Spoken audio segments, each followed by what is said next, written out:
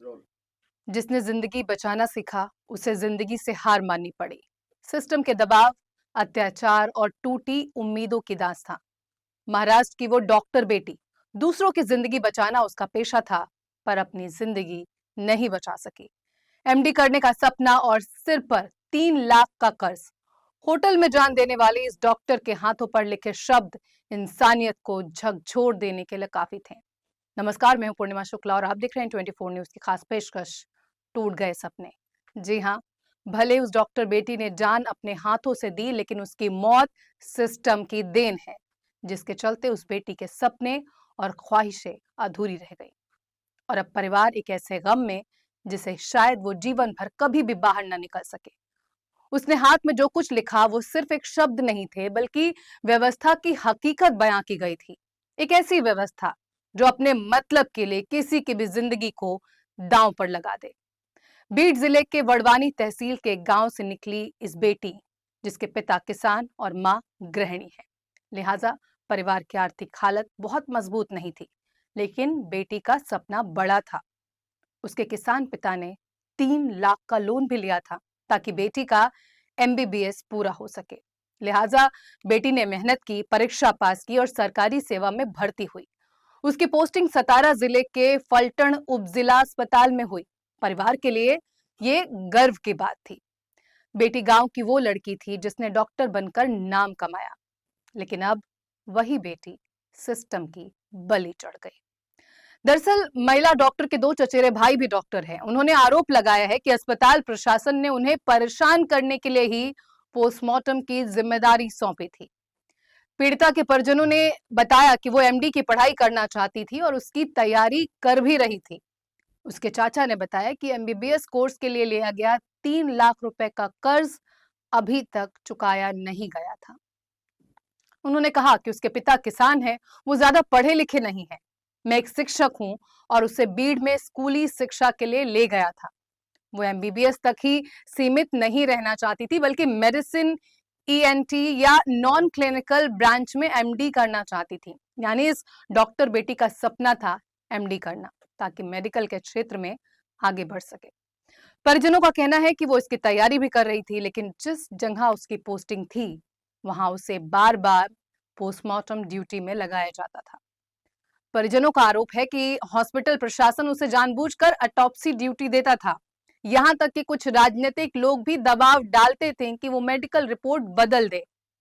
वहीं नोट में जिन 2 नामों का जिक्र है, वो है सब इंस्पेक्टर गोपाल बदने और सॉफ्टवेयर इंजीनियर प्रशांत बनकर, जो उस मकान मालिक का बेटा था जहां डॉक्टर किराए पर रहा करती थी।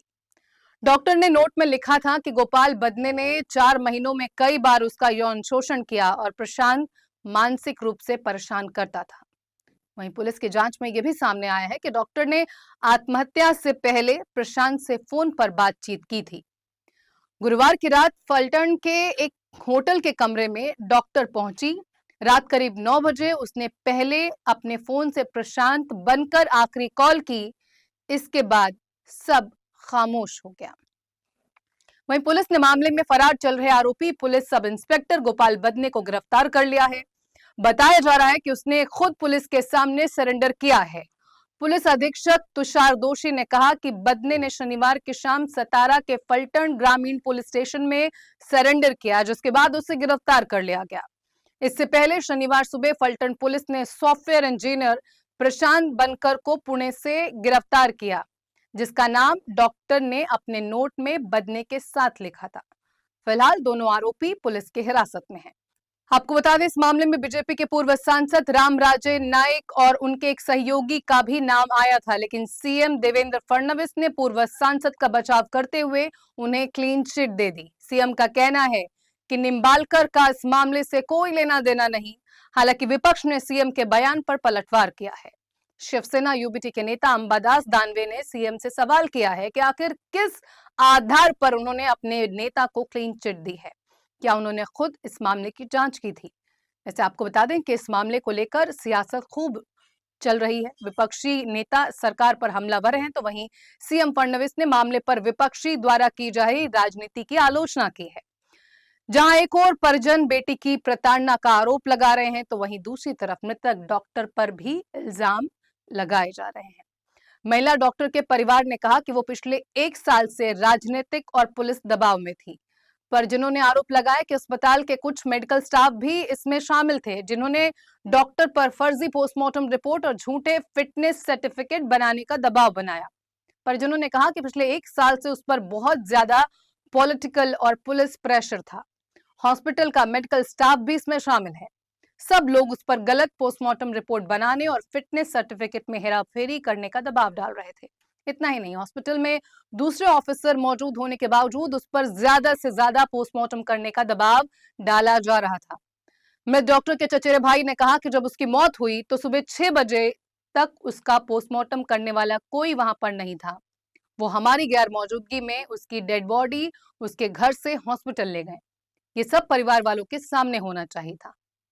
आइए हम आपको सुनाते हैं इस मामले को लेकर परिजनों से लेकर सियासी लोगों के बीच क्या कुछ कहा जा रहा है। डॉक्टर संपदा मेरे मामा की लड़की है। वो शुरुआत से बहुत होशियार थे, अच्छा पढ़ाई करके वो एमबीबीएस बने थे और लास्ट 2 साल से फलटन का जो उप जिला रुग्णालय है वहाँ पे मेडिकल ऑफिसर बोल के कार्यरत थे।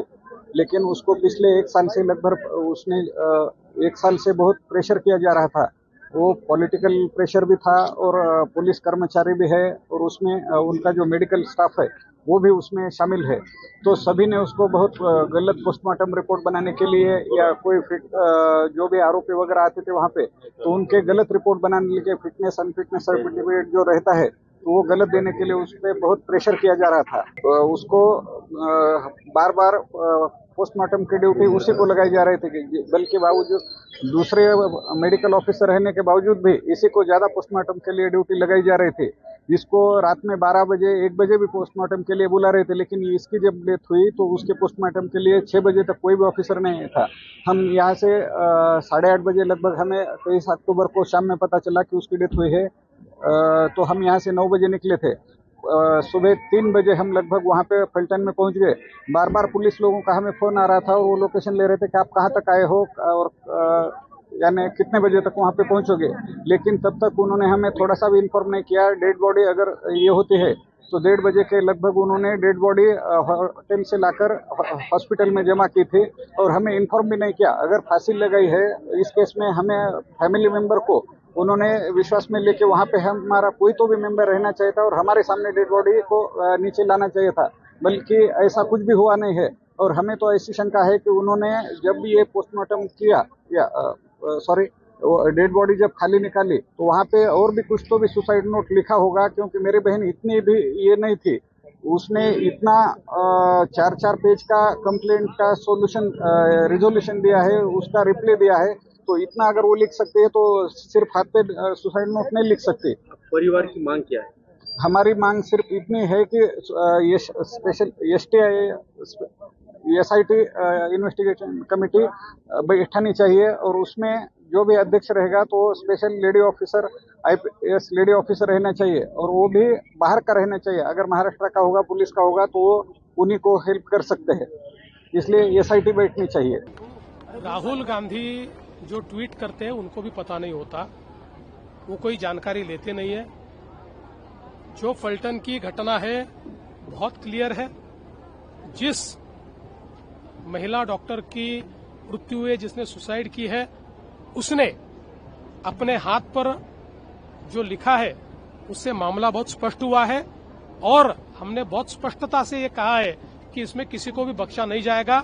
लेकिन आजकल राहुल गांधी और उनकी पार्टी के लोग ये इस प्रकार की संवेदनशील घटनाओं में पर भी अपनी रोटियां सेकना नहीं भूलते, ये बहुत दुर्दैव है। सुसाइड किया है और उन्होंने अपने हाथ पर सुसाइड नोट लिखा है, ऐसी न्यूज मैंने देखी थी। पहले तो मुझे पता नहीं था इस बच्चे का नाम क्या है और वो मेरे जिले से है क्या, ये भी पता नहीं था। पर एक डॉक्टर की आत्महत्या हुई है और उसने लिखा है ऑफिसर्स का नाम, ये मुझे पता था। तो मैंने इस पर ऑलरेडी अपनी भूमिका मुंबई से ही व्यक्त की। पर आज जो डिटेल्स पता चले, फिर बाद में पता चला मेरे जिले की है। मैं जाके उसके घर वालों से मिली हूँ, उनकी सांत्वना भी की है और उनको विश्वास भी दिलाया। मैं सम्माननीय मुख्यमंत्री जी से भी बात करूंगा। मुझे पता है कि वो भी इसमें पूरी जानकारी करके उसे न्याय दिलाएंगे। अभी कोई भी ऐसी घटना घटती है तो उसके बारे पीछे बहुत सारी इंक्वायरी होती है, इन्वेस्टिगेशन होती है, तो इसमें कुछ भी बोलना अनुचित होगा। पुलिस पूरी तरह से इसमें सपोर्ट करे ऐसी अपेक्षा है और इसको न्याय मिले उस बच्चे को, जिसने एक लड़ने वाली बच्ची, जो मजदूर गरीब फैमिली की बच्ची डॉक्टर बनी है, वो आत्महत्या को अगर प्रयुक्त तो उसको आत्महत्या के लिए किया जाता है तो उसके बाद पीछे जरूर कुछ दबाव होगा, उसकी जानकारी हम ले रहे हैं। ज्यादा मैं चर्चा नहीं करूंगी, लड़की का मामला है और उसके ऊपर कोई लांछन ना लगाने की कोशिश करे, ये भी हमारा दायित्व है। और उसकी मृत्यु को साइड में करके कुछ और ही स्टोरी इसमें ना चले, कोई अलग से ट्रायल, मीडिया ट्रायल ना हो, ये भी जरूरी है। तो पुलिस ऑफिसर अच्छे से इसकी जांच करे, ये अपेक्षा। राहुल जी ने संवेदना व्यक्त की। एक महिला ये सुसाइड करती है और सुसाइड करते समय यदि कागज पे पेपर पे लिखूंगी तो पेपर में लिखने के बाद हो सकता है कि मेरी सुसाइड नोट गायब हो जाए। इस डर से शायद उन्होंने अपने सुसाइड नोट अपने हाथों पे लिखी है और हाथों पे लिखने का कारण ये प्रशासन पर, लॉ एंड ऑर्डर पर उनका भरोसा नहीं था, इसलिए हाथ पे लिखी। और ऐसी स्थिति में यदि कोई संवेदना व्यक्त करता है तो उसके बारे में इस प्रकार से टिप्पणी करना ये राजधर्म को शोभा नहीं देता। गोपाल बद ने आरोपी को न्यायालय में पेश किया था पुलिस एजेंसी ने, और आगे तफ्तीश के लिए उन्हें पुलिस कस्टडी की डिमांड की थी। न्यायालय के सामने हमने अपने जो भी पॉइंट्स है, लीगल पॉइंट्स डिफेंस के, वो दर्ज किए और न्यायालय ने उनको 30 तारीख तक पुलिस कोठरी दिया है। आपने क्या आर्गुमेंट क्या किए, आपने अपने पक्ष क्या रखा इस पर? हमारा पक्ष यही है कि ये केस में जो सुसाइड का अटेम्प्ट का जो केस है, उस अबेटमेंट सुसाइड के बारे में उनके खिलाफ कोई एविडेंस नहीं है। जो भी है वो सिर्फ एलिगेशन है। और जो लेडी जिसने पेशे से डॉक्टर थी, जिसने सुसाइड किया, वो एजुकेटेड थी, MBBS थी और वो वेल एजुकेटेड है।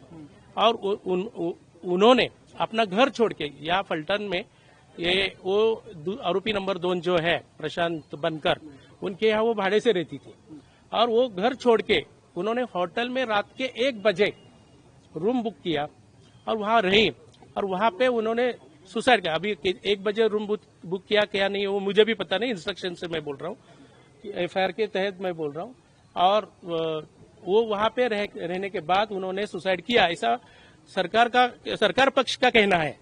तो उसको वहाँ अपना घर छोड़ के यहाँ आने की क्या जरूरत थी? उसका भी इन्वेस्टिगेशन पुलिस कर रही है।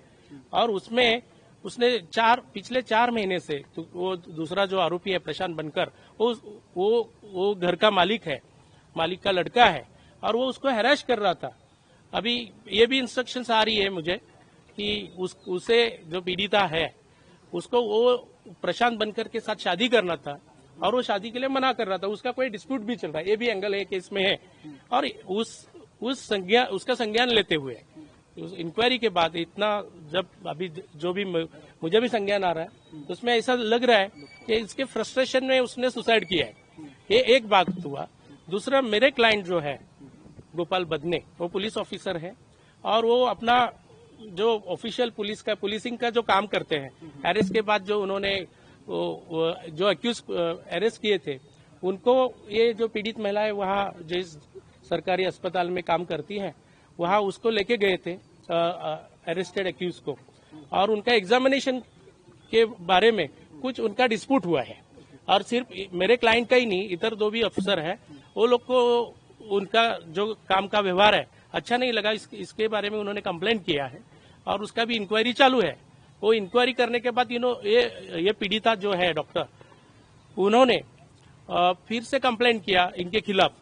तो इस दौरान जो 3-4 महीने चल रहे थे कंप्लेंट, आरोप, काउंटर आरोप, वो इन दरमियान उसने कहीं भी कंप्लेंट नहीं किया, अपना आवाज नहीं बढ़ाया कि वो उसके ऊपर लैंगिक अत्याचार हुए हैं। ये सब झूठे आरोप है। उसके बारे में अभी तफ्तीश चालू है और कोर्ट के पुलिस इन्वेस्टिगेशन कर रही है। मैटर अभी सब जुडिस है, तो इसके बारे में ज्यादातर कहना कब पुलिस कस्टडी दिया? 30 अक्टूबर तक। उन्होंने नोट लिखा है, सुसाइड नोट हाँ। लिखा है, उस पर भी आपने सवाल खड़े हाँ, मैंने सवाल खड़े किए हैं, वो जेन्युइन है नहीं है ये तो हैंड राइटिंग एक्सपर्ट का रिपोर्ट आने के बाद ही पता चलेगा। और प्लांटेड है कुछ है। अभी वो होटल, जिस होटल में उन्होंने आत्महत्या की, वो होटल में आरोपी तो गए नहीं थे। ये आरोपी होटल में कभी गया नहीं है और उसका वो लेडी से कोई ताल्लुकात भी नहीं है उस बारे में। तो हाँ, ये जो आरोप है वो बेबुनियाद है। उसके बारे में अभी न्यायालयीन लड़ाई तो हमारी चल रही है, आगे देखते हैं क्या हो रहा है। बलात्कार का भी आरोप लगाया वो मैं बोला ना आपको कि पिछले जून में उन्होंने कंप्लेंट किया था ये लेडी डॉक्टर के खिलाफ, 3-4 पुलिस अफसर ने जिला शल्य चिकित्सक के यहाँ, कि ये जो उनका काम है, जो कार्यालयीन काम है, वो ठीक से नहीं करती। तो उनके खिलाफ काउंटर कंप्लेंट ये लेडी ने भी किया था। ऐसा नहीं है कि ये जो लेडी है, जो पीड़िता है, वो एजुकेटेड नहीं है। वो एजुकेटेड थी, उन्होंने कंप्लेंट किया था, कंप्लेंट का डेयरिंग उनमें था। 3 पुलिस अफसर के खिलाफ कंप्लेंट किया है। यदि उनके खिलाफ कोई लैंगिक अत्याचार हुआ था तो उस टाइम कंप्लेंट नहीं किया उन्होंने। और जो आरोप किए हैं, सिर्फ एक लाइन का आरोप है, 4 बार बलात्कार किया। वो झूठ है, गलत है, ये तो इन्वेस्टिगेशन में पता चलेगा, लेकिन उसके कोई डिटेल्स नहीं है। तो मुझे तो मेरे ख्याल से, यानी जो दिखा है, जो इंस्ट्रक्शंस है, ऐसा कुछ हुआ ही नहीं। लेडी डॉक्टर की मौत के बाद पुलिस और सरकार सवालों के घेरे में है। दरअसल लेडी डॉक्टर ने सिस्टम को लेकर कई गंभीर सवाल उठाए थे। सूत्रों के मुताबिक डॉक्टर पिछले कुछ महीनों से पुलिस और स्वास्थ्य विभाग के बीच चल रहे एक विवाद में फंसी हुई थी। बताया जा रहा है कि मेडिकल जांच से जुड़े मामले में पुलिस अधिकारियों से उनके बीच वाद विवाद हुआ था, जिसके बाद उनके खिलाफ विभागीय जांच की शुरुआत हुई थी। वहीं लेडी डॉक्टर की मौत को लेकर विपक्ष लगातार सरकार पर हमलावर है। लोकसभा में नेता विपक्ष और कांग्रेस सांसद राहुल गांधी ने भी महाराष्ट्र सरकार पर निशाना साधा है। उन्होंने कहा कि महाराष्ट्र के सतारा में बलात्कार और उत्पीड़न से तंग आकर महिला डॉक्टर का जान देना किसी भी सभ्य समाज की अंतरात्मा को झकझोर देने वाली त्रासदी है। राहुल ने कहा कि एक होनहार डॉक्टर बेटी जो दूसरों का दर्द मिटाने की आकांक्षा रखती थी, भ्रष्ट सत्ता और तंत्र में बैठे अपराधियों की प्रताड़ना का शिकार बन गई। नेता विपक्ष ने कहा कि जिसे अपराधियों से जनता की रक्षा की जिम्मेदारी दी गई थी, उसी ने इस मासूम के खिलाफ सबसे घिनौना अपराध किया। वहीं इस मामले में लेडी डॉक्टर पर भी आरोप लग रहे हैं। दरअसल गिरफ्तार इंजीनियर प्रशांत बनकर की बहन ने डॉक्टर पर आरोप लगाए हैं। उसने कहा कि मेरे भाई ने कभी डॉक्टर को फोन नहीं किया, बल्कि डॉक्टर ही उसे बार बार फोन करके परेशान करती थी। वहीं आरोपी प्रशांत ने दावा किया है कि डॉक्टर ने उससे शादी करने और शारीरिक संबंध बनाने का दबाव डालकर उसे परेशान किया करती थी। एक पुलिस अधिकारी ने कहा कि आरोपी और मृतका के बीच बड़ी संख्या में चैट और कॉल रिकॉर्ड्स मिले हैं, जिनमें वो तनाव और दबाव के बारे में लगातार बात कर रही थी। एसपी दोषी ने कहा कि एक महिला ने अपनी जान दे दी है और उसके आरोपों में कुछ सच्चाई हो सकती है। हम सब कुछ स्थापित करने की कोशिश कर रहे हैं। ये एक चुनौतीपूर्ण मामला है क्योंकि उसने पहले कोई शिकायत नहीं की थी। तकनीकी सबूतों और व्हाट्सएप चैट की जांच की जाएगी, लेकिन क्या इसमें ब्लैकमेल का कोई पहलू था, ये जांच के बाद ही साबित हो पाएगा। वहीं भाग्यश्री मारुति पंचांगे नाम की महिला ने दावा किया है कि जिस डॉक्टर ने जान दी है, उसने उनकी बेटी दीपाली मारुति की फर्जी पोस्टमार्टम रिपोर्ट पर हस्ताक्षर किए थे। महिला का आरोप है कि उसकी बेटी की मौत स्वाभाविक नहीं थी, लेकिन पोस्टमार्टम रिपोर्ट में तथ्यों को गलत तरीके से पेश किया गया। भाग्यश्री पंचांगे ने कहा कि डॉक्टर पर रिपोर्ट में बदलाव करने का दबाव बनाया गया था। उन्होंने अपनी बेटी की संदिग्ध मौत की निष्पक्ष और गहन जांच की मांग भी की है। बहरहाल आरोप और प्रत्यारोप का सिलसिला चल रहा है। ऐसे में आज सबसे बड़ा सवाल ये है कि आखिर डॉक्टर बेटी को इंसाफ कैसे मिलेगा। कुल मिलाकर एक काबिल और संवेदनशील डॉक्टर जो लोगों का इलाज करती थी, जिनके हाथों से रोज किसी न किसी की जिंदगी बचती थी, लेकिन वही हाथ एक रात अपनी ही जान देने को मजबूर हो गए। डॉक्टर ने अपने ही हाथ पर पेन से नोट लिखा और होटल में जान दे दी। महिला डॉक्टर के हाथों पर पेन से लिखे शब्द एक दर्द की दास्तां थी, ऐसी दास्तां जिसने पूरे महाराष्ट्र को झकझोर कर रख दिया है। जो लोग आज उस डॉक्टर पर सवाल उठा रहे हैं, उन्हें ये समझना होगा कि कोई शौक से अपनी जिंदगी खत्म नहीं करता, वो भी एक ऐसी लड़की जिसके अपने सपने और कुछ हासिल करने का जज्बा जिसके अंदर कूट कूट कर भरा हुआ था। फिलहाल इस पेशकश में इतना ही। बाकी की ताजा तरीन खबरों के लिए आप जुड़े रहिए N24 न्यूज के साथ। मुझे दीजिए इजाजत। नमस्कार।